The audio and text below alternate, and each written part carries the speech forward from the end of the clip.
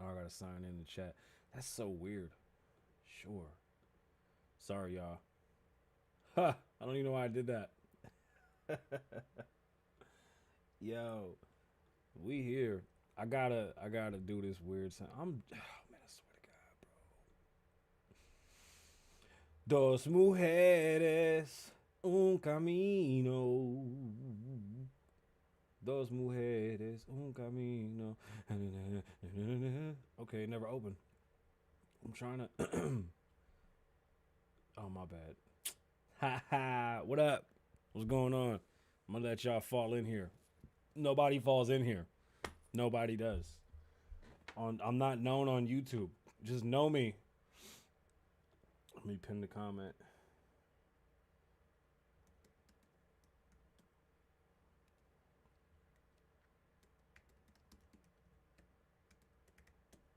I think that's it. Dos mujeres, un camino.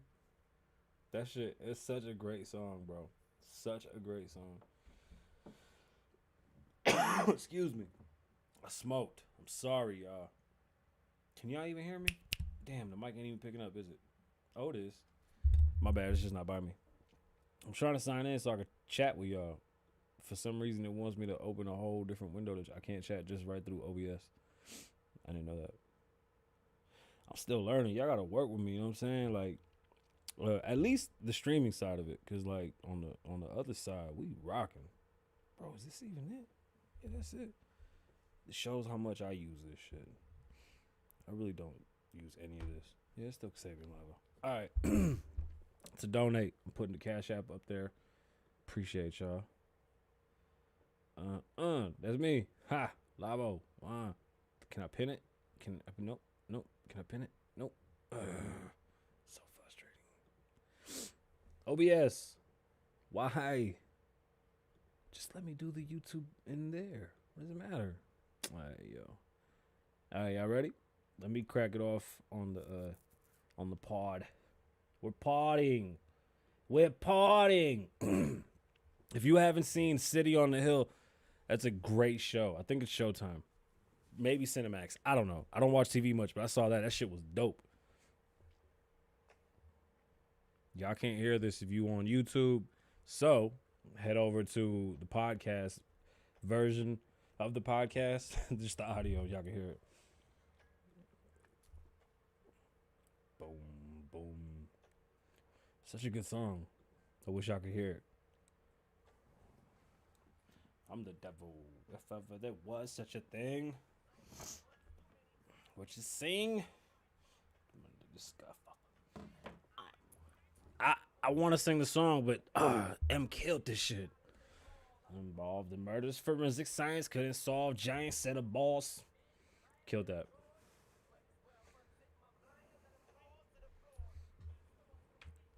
I'm like a walking, talking Ouija board. What up?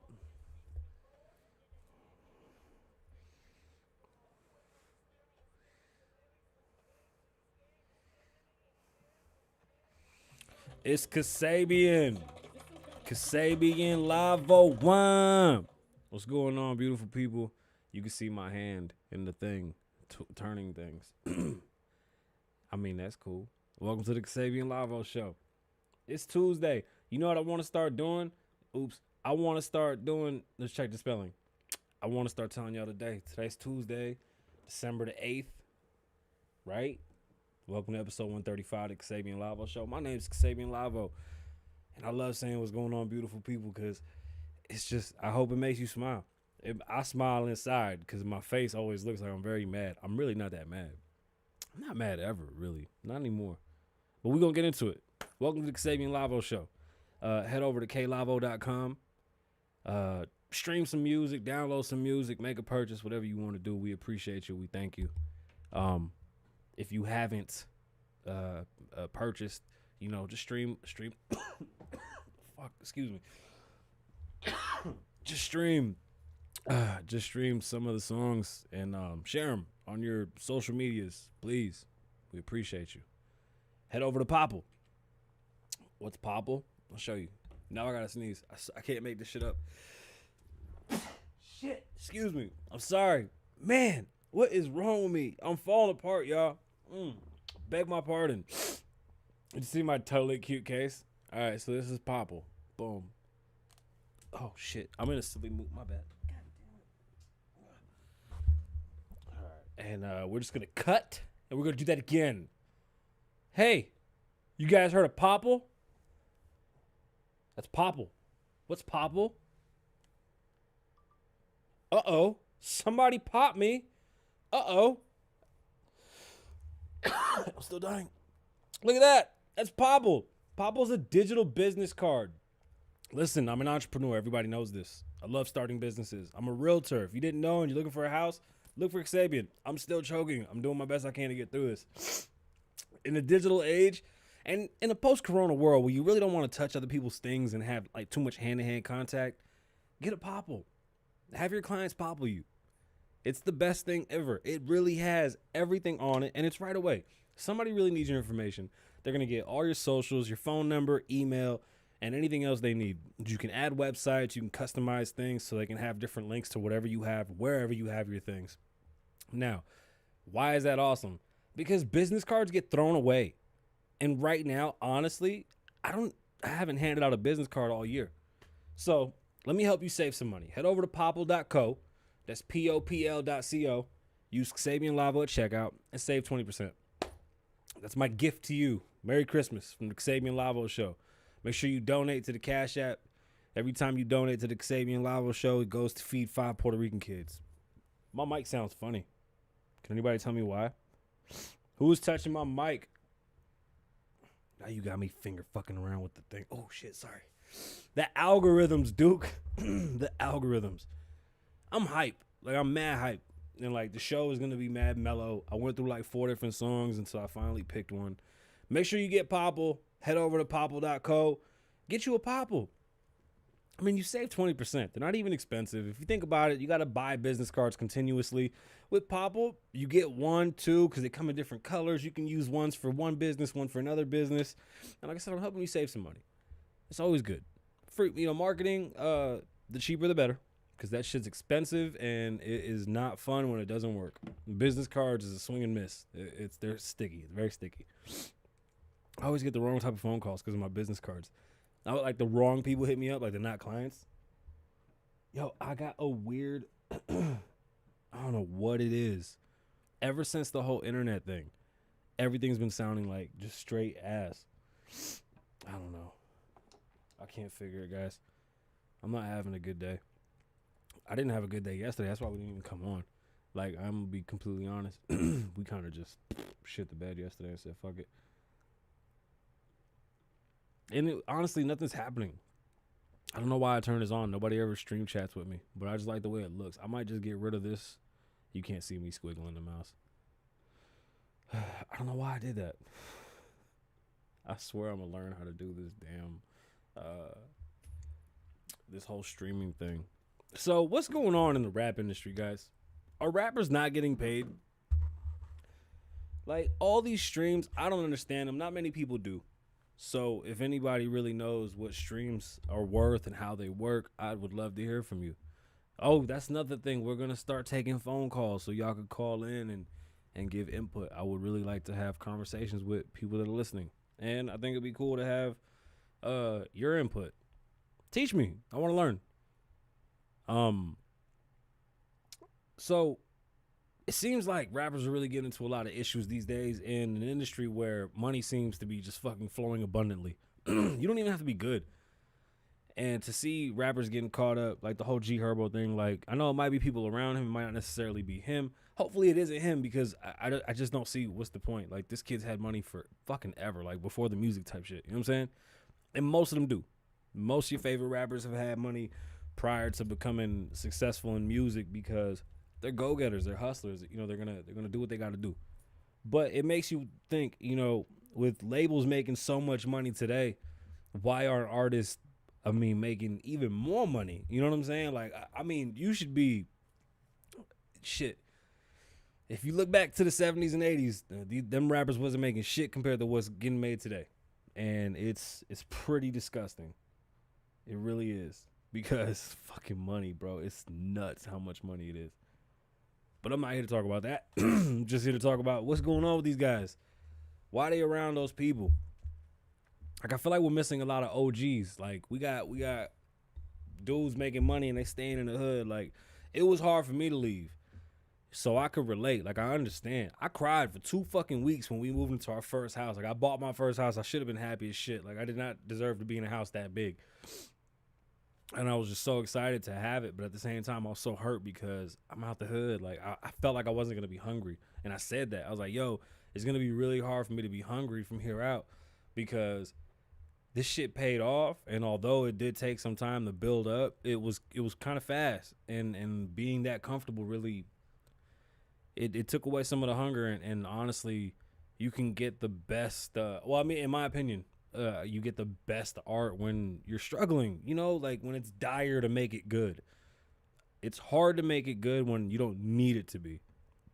And I think good music comes from that, man, when you bottom out, that 808 and Heartbreaks came from real heartbreak.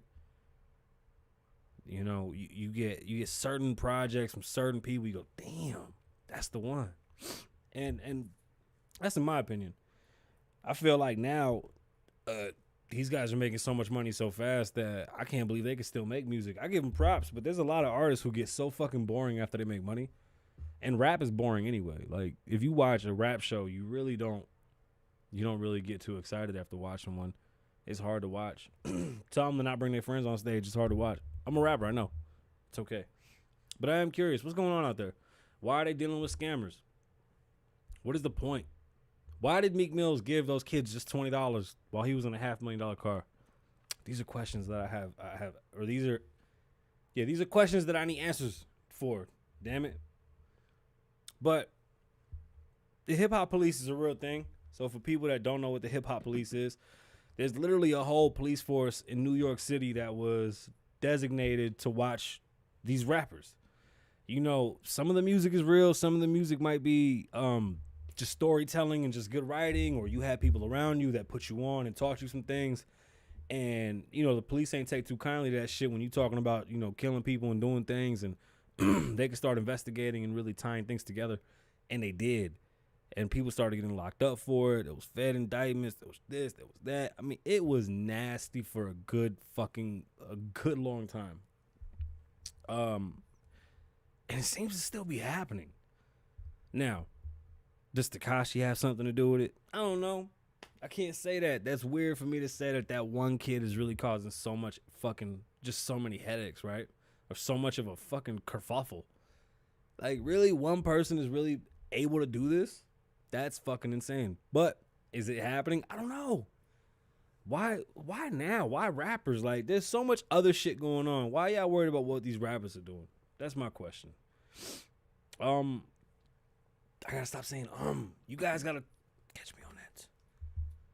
So I want to do a whole podcast on the war on drugs, and I would like to have as much information to give to the world, because I realized the other day, I was talking to one of my friends from Canada, that he'd never heard of the war on drugs, nor did he know anything about it. He didn't understand when we were talking about the decriminalization of marijuana, and he was just like, yeah, in Canada, everybody can do that, right? And I go, yeah, that's Canada. But here, they've prosecuted people to the fullest extent of the law over the smallest amounts, and probably, shit, price-wise to value, didn't even add up to a misdemeanor, and people have lost their entire lives to it. And he's like, what are you talking about? I was like, the war on drugs. It fucking went rampant through the fucking 80s and 90s. It's probably the one war in America that never got won, and honestly, it's whooping our ass. All it did was create this weird police state with aggressive police that were trying to save neighborhoods, when in reality, all they were doing was harassing and taking people away from their children that were just trying to live. Let me tell you something. The biggest drug dealer in this entire world is the American pharmacies, bro. So the war on drugs, that's a terrible fucking war. It didn't work. We'll get into that. I really want people to see what that was about. It really opened my eyes to people not knowing, and this podcast isn't just local, even though I'm here out of Vegas and I do talk about a lot of things that are going on in Vegas. I have to talk about where I'm at, but I do understand that I have a broader audience, and I would like to bring them into what's going on and how things happen over here and why. Why are we fucking treated this way, and why is shit happening this way? You know, I had one hope. I really did. I really thought things would change, but they're not. You know, they've literally been able to trick people into thinking that they're fighting for rights that they don't have, and in reality, the people have died already for all the rights that people are protesting for today.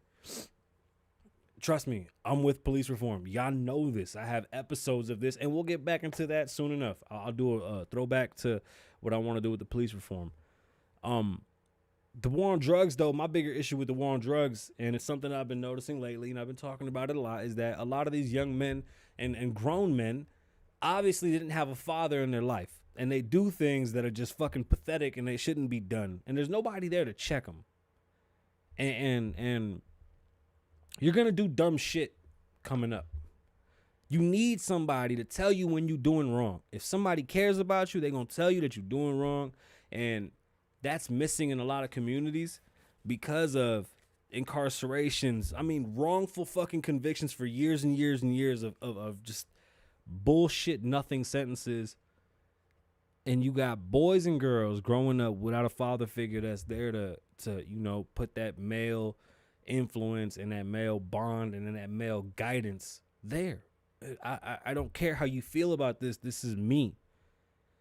I mean, listen, as masculine as any man can be, we all have feminine sides. A real man, a gentleman, a gangster, a real man, we have a feminine side. Our masculinity is through the roof, but we do have a feminine side. Like, I can love my daughters and my sons and still break your fucking mouth, put a brick through your window type shit, and then just go about my day. Like, that doesn't mean nothing. That doesn't mean I'm an interior designer. Like, that was my first business that I opened. What does that mean? I have a great eye. I have great taste. I live lavish. You see what I'm saying? Like, every real male is going to have a feminine side. The issue is you're missing that alpha male side. And it is a side. Like, you can't just erase masculinity. It's not going to go away. You can't erase what a man is. Testosterone is there. You just can't take that from us. And we need to be around our children, and we need to teach lessons to our children, especially our young men, because what's happening is that they're losing respect for themselves by doing things that make them look so fucking stupid. It's just, honestly, I always check my sons in specific ways. I put them in the whole situation, and I try to school them to the situation. And there's only two ways things are going to go, the right way or the wrong way. That's it. And when I say the wrong way, I mean if you're moving stupid or moving funny, that's the wrong way. Be a man. Be a woman. Both. You know what I'm saying? Like, fathers are there to help both and to you know, raise their children.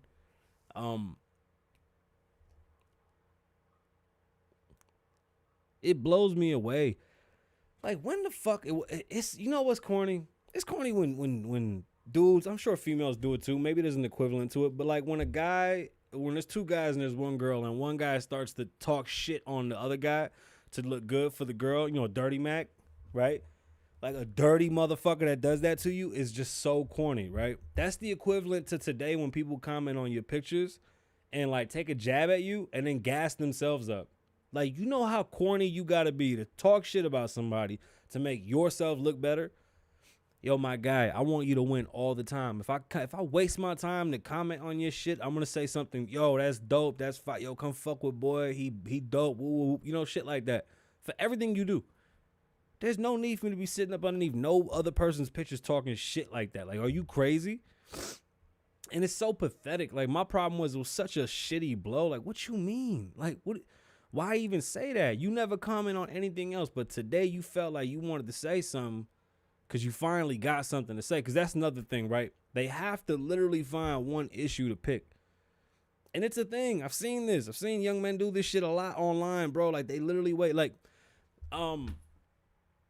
rappers today getting popped and people snitching. These motherfuckers don't care. They waiting for you to slip one. Bro, Bill Barr was on Joe Rogan. He was like, yo, if somebody came out with an allegation, like a Me Too allegation, you motherfuckers would sell me out in a second. Hell yeah. Most motherfuckers would. And that's exactly what I'm talking about. They won't stand for shit. They don't stand for shit. It's not about a code. It's just about being a fucking man. Hold your nuts, bruh. There's so much of that shit. Like with situations like this Me Too shit, there's certain situations where we can all be honest and say, okay, maybe some weren't in the same vein or in the same category. Some were fucking heinous and disgusting. And I swear to God, I pray to God or whoever's up there, whichever one, Ganesh, Allah, Buddha, all of them, Awanile, don't do that to my babies. Don't do that to my babies. I don't know how much time I'm going to get in prison for that type of stuff. Just don't do that to my babies. I'm not with that shit, yo. Respect. Everybody should respect everybody. And guess what? If somebody don't like you, my grandma used to tell me this. When somebody don't like you, don't talk to them. Get away from them. They don't like you. It's not your job to make nobody like you. You know the saying, don't get mad at the perception you made of me. Like, I can't change how you think of me. I'm me. However you embody it, that's on you. Damn, why am I talking about this? How did I get here? I know I was going deep with it, talking about little fuck boys and shit, and I don't got no goddamn nuts. Can't stand for nothing, man. That shit's embarrassing, bro. Gas your boys up, man. I see one of my homies, oh, he the flyest motherfucker here, yo. Straight like that. Like, you supposed to always gas your people. If you confident, and a man can teach you that. Man, come on. There's some real nasty shit that men do. And just because the last episode we talked about females, I ain't gonna lie, I want to talk on men too, because there's a lot of fuck shit going on, and real snitching and real dirty macking is something that happens all too often, and it's just nasty. And I think we really need some more big homies to grab these young men and really sit down with them and say, hey man, you moving nasty, bro. And know your role. When you a worker, be a worker. When you a boss, be a boss. Shot caller, call shots. It's just shit like that, man. It's real simple. Life ain't hard, bro. Check this out. Somebody once told me, and I think it was a quote that he was telling me, life is like chess. Everybody has an ending, right? There's a million different endings, but it ends the same way. There's a checkmate. Life is chess. No matter how many different ways it ends, you end at that checkmate. It plays the same way. It's just up to you to how the fuck you get there. Some people have an amazing life. Some people don't. I don't know why. Can't compare. A lot of these young dudes, man, they like to compare. It's a fucking just shitty habit, man. It really is. And you know what it comes from? It just comes from nobody being there. It's tough. I think we're on Twitch too. It's tough. What is that? I did not know I could do that. What? Mira este. Todo guapo. Hold up. I didn't even know I could do that.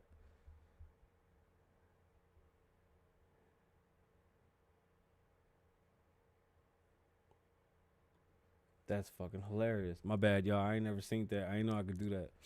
No, but I think the pussification of America has really taken a toll on a lot of things that men do that really frustrate the fuck out of me, man. Like, I want to see better for so many, but damn, y'all move so fucking nasty. And we got to admit that shit too. Like, we have to be able to talk about it. If we can't talk about it, then it doesn't really go anywhere. Excuse me. Oops. What else we going to talk about? Yo! Okay. Let's close the show. Breakdancing is now an Olympic sport. Yo, my motherfucker with the Rocksteady crew. Shout out to the Rocksteady crew. Puerto Rico, stand up. This is huge for Puerto Ricans. If you do not know, Puerto Ricans, African Americans, and West Indians were who started hip hop. Who started hip hop? All of it. Graffiti, dancing, rapping, DJing. That's who started it. All the elements came from the Bronx. Puerto Ricans, West Indians, and Africans. They're Black Americans. That was who started hip hop. Puerto Ricans have a huge part in fucking hip hop. Huge. Like, it baffles the mind that we don't have more Puerto Rican rappers. Like, I feel like I'm a failure in that I didn't stick to going mainstream like I should have. Like I should have really chased that shit. I just wasn't good with the fame thing. Sorry. But it does hurt. It's like we started this shit. We was there. But look what a giant stride to see breakdancing as an Olympic sport. That's a beautiful thing. I'm very proud. Just that whole shit is beautiful. It really is. I mean, I used to breakdance. I still can. I might hurt myself. I'm an old man now, but shit, I love breakdancing. Just hip hop, man. I'm a hip hop baby. I love hip hop.